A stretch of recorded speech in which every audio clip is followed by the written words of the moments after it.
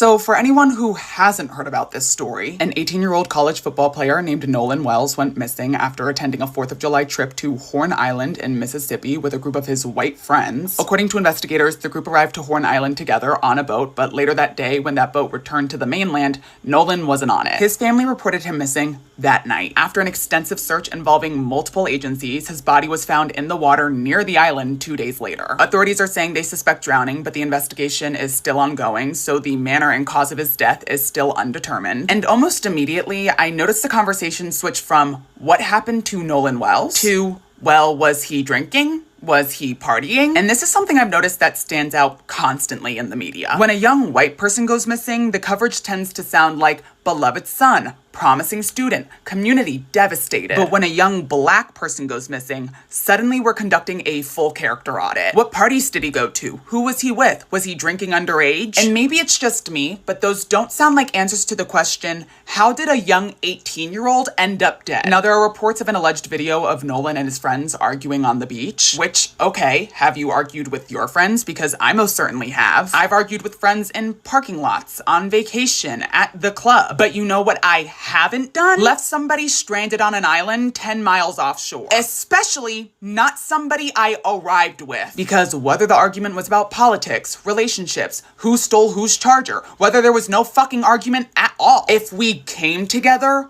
we are leaving together. And to be clear, that doesn't mean anyone is guilty of anything, but I'm just confused as to why the media has shifted blame on Nolan and not the people he arrived on this trip with. Now, I'm not accusing anyone of anything. Asking questions is not accusing someone of something. But a young black 18-year-old was found dead after attending a trip with a group of his white friends. And there are also claims that some of these friends who accompanied Nolan on this trip deactivated their social medias immediately after. That is questionable behavior. Nolan's family deserves answers, because right now there are still far more questions than there are answers. And shifting blame onto the victim does not help in any way, shape, or form.